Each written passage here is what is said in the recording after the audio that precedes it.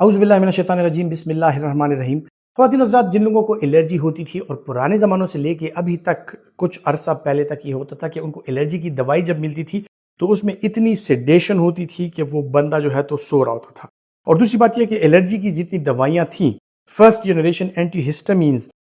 جس طرح کے کلورفینارامین وغیرہ، اس کا استعمال دن کے ٹائم تو بالکل نہیں کیا جا سکتا تھا۔ اگر دن کے ٹائم اس کو استعمال کریں گے تو پھر غنودگی کی وہ کیفیت ہو جاتی ہے کہ بندہ کام کاج سے نکل جاتا ہے۔ اسی طرح ارتقائی عمل جب جاری رہا ان دوائیوں کا، ڈرگز کا، اور ترقی ہوتی رہی، ریسرچ ہوتی رہی، second generation antihistamines launch ہوئی، اور یہ second generation antihistamines non sedative antihistamines کے نام سے جانی جاتی ہیں۔ اور نان سیڈیٹیو اینٹی ہسٹامینز کا مطلب ہے کہ ان میں غنودگی بالکل نہیں ہوتی۔ اس میں لوراٹیڈین، فیگزوفینیڈین، اور خصوصاً آج جس ڈرگ کا میں ذکر کرنے لگا ہوں وہ ہے ڈسلوراٹیڈین، جو کہ لوراٹیڈین سے بھی پھر تھوڑا سا اس کی نیکسٹ جنریشن ہے۔ اس کے حوالے سے بات کی جائے، ڈسلوراٹیڈین بنیادی طور پر ایک اینٹی ہسٹامین ہے، ماسٹ سیل سٹیبلائزر ہے۔ یہ آپ کے ماسٹ سیل کو سٹیبلائز کرتا ہے، آپ کی ہسٹامین کی ریلیز کو روکتا ہے، اور جب آپ کی ہسٹامین ریلیز نہیں ہوتی بلڈ میں تو جو الرجک کیسکیڈ ہے، جو ایک الرجک ریئیکشن سٹارٹ ہوتا ہے، جو ایک چین آف ایونٹ سٹارٹ ہوتا ہے، وہ رک جاتا ہے، اور اسی طرح آپ کی الرجی جو ہے وہ رک جاتی ہے۔ So as an anti allergic اس کا استعمال کیا جاتا ہے، اور خصوصاً اس میں جو بہترین بات ہے وہ یہ ہے کہ یہ بالکل نان سیڈیٹیو ہے، اس میں غنودگی بالکل نہیں ہے۔ سو اس کو دن کے وقت بھی استعمال کیا جا سکتا ہے، خصوصاً ان لوگوں میں جن کو دن کے وقت کہیں کوئی الرجک ریش ہو جائے، ارٹیکیریا ہو جائے، یا ایکیوٹ کوئی ایسی کنڈیشن آ جائے کہ وہ اینٹی ہسٹامینز جو نان سیڈیٹیو ہیں وہ لے لیں تو ان کو نیند نہیں آتی۔ اس سلسلے میں ڈسلوراٹیڈین جو ہے ایک فاسٹ ایکٹنگ ڈرگ ہے، بہت جلدی ایفیکٹ اپنا شو کرتی ہے، اور ساتھ ہی ساتھ میں اس میں غنودگی بالکل نہیں ہے۔ تو اگر آپ کوئی ایکٹیو کام کر رہے ہیں، آپ ڈرائیونگ کرنا چاہتے ہیں،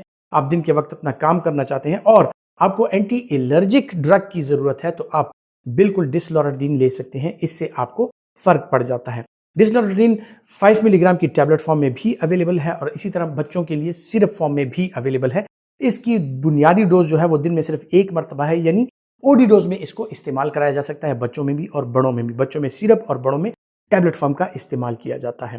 اس کے جو سائیڈ ایفیکٹس ہیں اس کے حوالے سے اگر بات کی جائے تو سائیڈ ایفیکٹ، یہ ایک انتہائی سیف ڈرگ ہے، اس کے کوئی خاص سائیڈ ایفیکٹ نہیں ہے۔ جو چھوٹے چھوٹے سائیڈ ایفیکٹ ہیں، جس طرح اس کے ساتھ متلی کا ہونا، اس کے ساتھ جو ہے تو دل گھبرانا، اس کے ساتھ کبھی کبھی وہ فلیشنگ سی ہونا، آپ کی جو کیفیت ہے وہ تبدیل ہو جاتی ہے، اور کبھی کبھی اس کے ساتھ جو ہاضمے کے مسائل ہیں وہ آ سکتے ہیں۔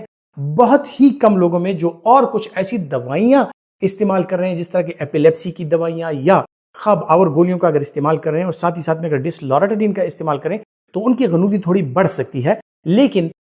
پرائمریلی جو ڈسلوراٹیڈین ہے وہ ایک نان سیڈیٹیو اینٹی ہسٹامین ہے، اور اس میں سیڈیشن بالکل نہیں ہے۔ خواتین حضرات، یہ بچوں کے لیے بھی سیف ہے، بڑی عمر کے لوگوں کے لیے بھی سیف ہے، اور اس کی بیوٹی یہ ہے کہ اس کو chronic liver disease, chronic kidney disease, جتنے بھی پیشنٹ ہیں اس کو ایزیلی استعمال کر سکتے ہیں۔ بریسٹ فیڈنگ اور جو پریگننٹ خواتین ہیں ان کے حوالے سے اگر بات کی جائے، بریسٹ فیڈنگ اور پریگننٹ خواتین میں بھی ڈسلوراٹیڈین انتہائی سیف ڈرگ ہے، اس کا استعمال کرایا جا سکتا ہے۔ خواتین حضرات، امید کرتا ہوں کہ یہ ایسی چیزیں ہیں جو کہ گھروں میں موجود جو دوائیاں ہیں جو آپ کو بار بار ضرورت پڑ سکتی ہے، یہ اگر آپ کے گھر میں موجود ہوں اور آپ ان کے بارے میں جان کر اگر ان کا استعمال کریں تو آپ کے لیے زیادہ فائدہ ہوگا۔ خواتین حضرات، یہ تذکرہ اگر آپ سمجھتے ہیں کہ اس سے آپ کو کچھ فائدہ، آپ کو کچھ علم حاصل ہوا ہے، اور آپ یہ فائدہ دوسروں تک پہنچانا چاہتے ہیں، تو اس ویڈیو کو ضرور شیئر کیجئے۔